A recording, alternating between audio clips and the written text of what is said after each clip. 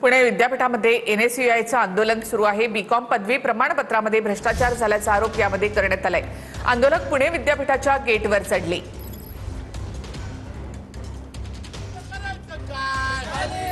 थेट माहितीसाठी जाऊयात पुण्यामध्ये आमचे प्रतिनिधी प्रदीप कापसी यांच्याकडे। प्रदीप, एनएसयूआयचं आंदोलन या ठिकाणी सुरू आहे, काय त्यांचं म्हणणं?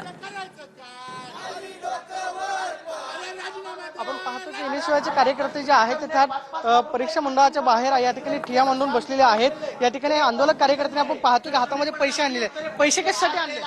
पैसे यासाठी की आज 500च्या नोटा आहेत या, तर या नोटा आम्ही अशासाठी आणले त्या की आज जर 3 लाख रुपये देऊन जर बीकॉमची डिग्री दिली जाते तर आम्ही 5 लाख रुपये द्यायला तयार आहे, आम्हाला डिग्री मिळावी। आणि जे काय आहे ते लाईव्ह मीडिया समोर त्यांनी डिग्री द्यावी, त्याच्यासाठी खाली यावं त्यांनी।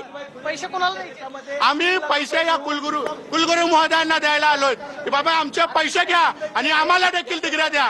तुम्ही ज्या पद्धतीने या ठिकाणी पैसे घेऊन डिग्री वाटली जाते अशा पद्धतीचा आरोप करण्यात येतो आणि सगळे आंदोलक कार्यकर्ते जे आहेत हातामध्ये पैसे घेऊन थेट परीक्षा मंडळाच्या बाहेर या ठिकाणी आंदोलन करताना आपल्याला पाहायला मिळतात। मात्र परीक्षा मंडळामध्ये जाण्यासाठी या ठिकाणी मोठा पोलीस बंदोबस्त जो आहे तो तैनात करण्यात आलेला आहे। आतमध्ये त्यांना जाऊ दिलं जात नाही, त्यामुळे बाहेरच आपण पाहतो की ठिय्या मांडलेला आहे आणि अशा पद्धतीनं हे पैसे सगळे परीक्षा मंडळाच्या बाहेर या ठिकाणी विद्यार्थ्यांकडून उजळण्यात येत आहेत। या सगळ्या प्रकरणाची चौकशी करण्यासाठी चौकशी समिती जी आहे ती सुद्धा विद्यापीठानं गठीत केलेली आहे। मात्र थेट नोटा घेऊन बनावट नोटा ज्या आहेत विद्यार्थ्यांकडून या ठिकाणी उजळण्यात येत आहेत। धन्यवाद प्रदीप, एकूणच माहितीबद्दल। तर पुणे विद्यापीठामध्ये एनएसयूआयनं हे आंदोलन केलेलं आहे।